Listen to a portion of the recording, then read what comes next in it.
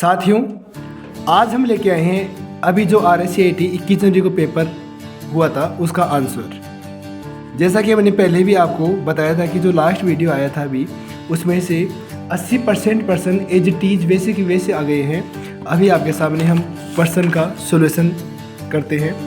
सबसे पहला पर्सन है, माइक्रोसॉफ्ट वर्ड 2010 में आप कैसे एक संख्यात्मक सूची बना सकते हैं। तो MS वर्ड 2010 में हम सूची बनाने के लिए होम टैब पर पैराग्राफ सेटिंग के तहत नंबरिंग बटन पर क्लिक करते हैं, जो ये राइट आंसर है, आंसर डी। क्वेश्चन नंबर 2, एक वेब ब्राउज़र का मुख्य उद्देश्य क्या होता है। तो वेब ब्राउज़र वेबसाइट ओपन करने के लिए या वेबसाइट पे जाने के लिए काम में आता है, जिसका आंसर होगा इंटरनेट पर वेबसाइट का ब्राउज करना।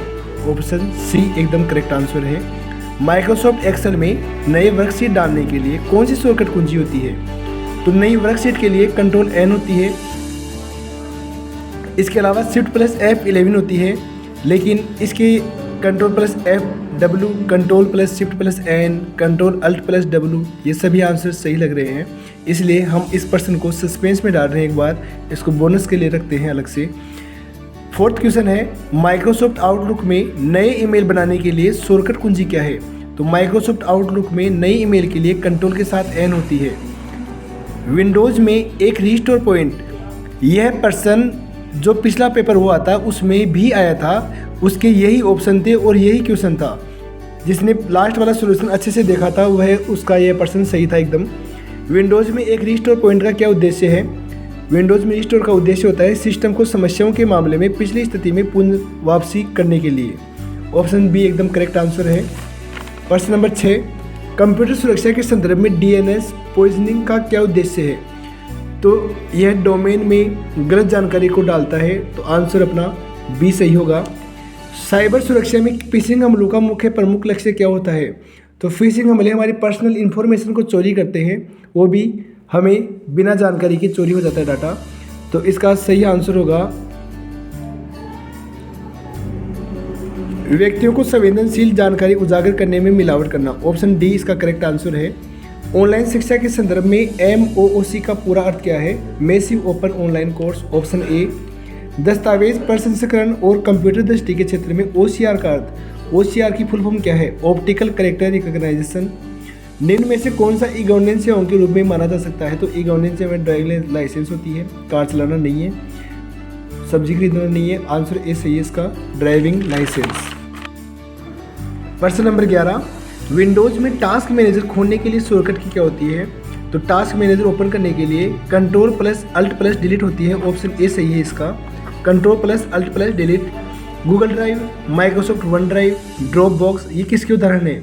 ऑपरेटिंग सिस्टम नहीं, इंजन, नेटवर्क टेक्नोलॉजी, यह है क्लाउड स्टोरेज। स्टोरेज है, गूगल ड्राइव मोबाइल में आता है, स्टोरेज करने के लिए आता है, तो ये सब ऑप्शन हो गया अपना क्लाउड स्टोरेज सेवाएं, एकदम करेक्ट आंसर है। मान लीजिए कि प्रत्येक पेपर के प्राप्तांक B2 से B7 सेल्स में है। प्रत्येक पेपर के लिए अधिकतम अंक 100 हैं। तो MS एक्सेल 2010 में प्रतिशत के निर्धारित करने के लिए सही फॉर्मूला क्या है। तो सही फॉर्मूला मैंने आपको जैसे बताया था, सम कोष्टक B2 B7 अपॉन 600 इंटू 100। तो इसका आंसर होगा अपना ये वाला, ऑप्शन ए सही है एकदम करेक्ट आंसर। यदि आप एक ईमेल संदेश के बॉक्स में प्राप्तकर्ता ईमेल पता जोड़ता है तो संदेश की प्रति उस प्राप्तकर्ता को भेज दी जाती है और प्राप्तकर्ता का नाम अन्य व्यक्ति को दिखाई देता। तो जो रिसीवर होता है उसका नाम अन्य लोगों को नहीं दिखाई देता, ये सिर्फ एक में होता है और होती है blind carbon copy. Option C आपका सही होगा इसमें। DNS सेवा को संबंधित अनुवाद करती है। DNS सेवा डोमेन नेम को संबंधित IP पते में अनुवादित करती है। ऑप्शन बी सही है इसका।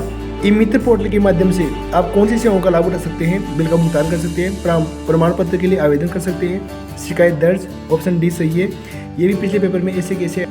नया दस्तावेज या विंडो खोलने की शॉर्टकट की क्या होती है। तो नया दस्तावेज कंट्रोल के साथ N, हर बार प्रश्न आ रहा है। SSO पोर्टल निवासी के लॉगिन के माध्यम से किस सेवा का उपयोग किया जा सकता है। वेब पोर्टल के माध्यम से ई मित्र सेवाएं कर सकते हैं। राजस्थान संपर्क ऐप ये भी सही है। ई मित्र ये भी सही है, ऑप्शन डी सही होगा इसका आंसर।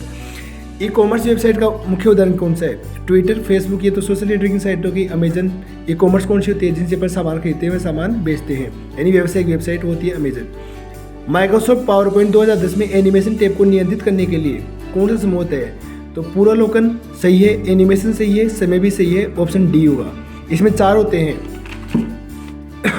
MS एक्सेल 2010 में एक चार्ट के तत्व निम्न है। चार्ट शीर्षक लीजेंड तो होता ही नहीं है। Data points, data series, grid line, ये बिल्कुल सही है। वैल्यू एक्सेस, कैटेगरी एक्सेस, ये भी गलत है। तो ऑप्शन बी सही एकदम करेक्ट आंसर है ऑप्शन बी। निम्न में से कौन सा एक ओपन सोर्स मोबाइल OS है? ओपन सोर्स का मतलब होता है जिसमें अपन काट छांट कर सकते हैं, एडिटिंग कर सकते हैं। तो विंडोज़ फ़ोन OS ये भी नहीं है, एप्पल iOS ये भी नहीं है, ये भी दोनों नहीं है। इसका आंसर राइट आंसर होता है अपने पास एंड्रॉयड मोबाइल ऑपरेटिंग सिस्टम। तो ऑप्शन इसका डी सही है अभी। विंडो 10 में स्नैप असिस्ट का उपयोग किस लिए किया जाता है? स्नैप लेने के लिए, स्क्रीनशॉट के लिए, एक स्क्रीन पर एक से अधिक विंडो। तो स्नैप असिस्ट का उपयोग ऑल ऑफ दीज होगा, उपयोग सभी होगा इसका आंसर। यदि आप MS एक्सेल 2010 में प्रिंटिंग के दौरान सभी प्रस्तुत पंक्तियों पर दोहराना चाहते हैं तो आप किसका उपयोग करोगे?